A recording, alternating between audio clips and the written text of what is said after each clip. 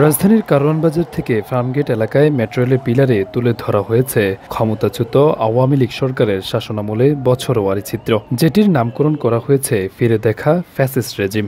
২০২৪ সালের জুলাই মাসের গণ আন্দোলনের স্মৃতি তুলে ধরা হয়েছে দেয়াল জুড়ে আঁকা গ্রাফিতিতে। বিভিন্ন ফিলারে আঁকা হয়েছে পিলখানা হত্যাকাণ্ডের ঘটনা। কোথাও খালেদা জিয়াকে সেনানিবাসের বাড়ি থেকে উচ্ছেদ, শেয়ারবাজার ধস, ইলিয়াস আলী ঘুম, শাপলা চত্বরে হত্যাকাণ্ডের ঘটনা ছবি এঁকে তুলে ধরা হয়েছে। এছাড়া কোটা সংস্কার আন্দোলন, সাম্প্রদায়িক সহিংসতা, নাসিরনগরে হামলা, তনু ধর্ষণ, বিশ্বজিৎ দাস হত্যাকাণ্ড, ফেলানী হত্যাকাণ্ড, বিরোধী দলের নেতাকর্মীদের গ্রেফতারের মতো ঘটনাও তুলে ধরা হয়েছে ফিলারগুলোতে। সংশ্লিষ্টরা জানান, প্রথম ধাপে রাজধানীর কারওয়ান বাজার থেকে ফার্মগেট পর্যন্ত প্রতিটি পিলারে আঁকার কাজ ইতিমধ্যে শেষ হয়েছে। দ্বিতীয় ধাপে বিজয় সরণি থেকে চলবে আগারগাঁও স্টেশন পর্যন্ত। আগামী ৫ আগস্টের মধ্যে শেষ করতে টানা কাজ করছেন ঢাকা বিশ্ববিদ্যালয় ও জগন্নাথ বিশ্ববিদ্যালয়ের চারুকলা শিক্ষার্থীরা। এর মূল উদ্যোক্তা হিসেবে কাজ করছে ঢাকা উত্তর সিটি কর্পোরেশন।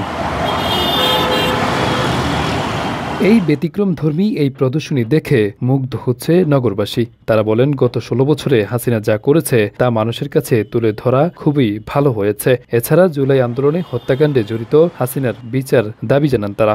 আসলে এটা অবশ্যই খুব ভালো একটি কাজ, কারণ এই ফ্যাসিস্ট হাসিনা যেভাবে বাংলাদেশ থেকে বিতাড়িত হয়েছে তার এই কর্মকাণ্ডগুলো অবশ্যই সামাজিক মাধ্যমে তুলে ধরার দরকার ছিল। এই জন্য আমি মনে করি ছাত্র জনতার এই উদ্যোগ একটি ভালো উদ্যোগই নেওয়া হয়েছে। আমরা সকলেই চাই সেই জন্য বাংলাদেশে তাকে আনা হয় আন্তর্জাতিকভাবে, এবং এটা শাস্তি যেন ফাঁসি, সর্বোচ্চ ফাঁসি দেওয়া হয়। এটাই আমাদের দাবি, এটাই আমাদের আশা প্রত্যাশা। সরকারকে যদি আরও সময় দেওয়া হয়, আশা করা যায় দ্রুত এর বিচার করা সম্ভব।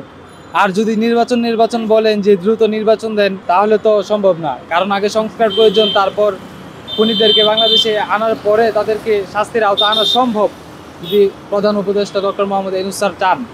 আর যদি এভাবে দেশের মধ্যে দেখতেছি নেই কত খুন খারাপি হচ্ছে, যদি এরকম দেশ চলে তাহলে মনে হয় না যে সম্ভব হবে। হ্যাঁ, আমি ভালোভাবে দেখছি। আমার কথা হচ্ছে, যেটা ভালো সেখানে সে এই ১৬ বছরের মধ্যে কিছু ভালো কাজ করছে, কিছু খারাপ কাজও করছে। খারাপ কাজটাকে যেভাবে উঠিয়ে আনা হচ্ছে, সেটা ভালো কাজটাকে যেন ওইভাবে উঠিয়ে আনা যায়, সেই চেষ্টা আপনারা করবেন। আমরা আশা করি যেহেতু একটা বিপ্লব হয়েছে, সেই বিপ্লবের পরিপ্রেক্ষিতে আরও ভালো কিছু হবে। সুষ্ঠু গণতান্ত্রিক ধারা বাংলাদেশে অব্যাহত থাকবে।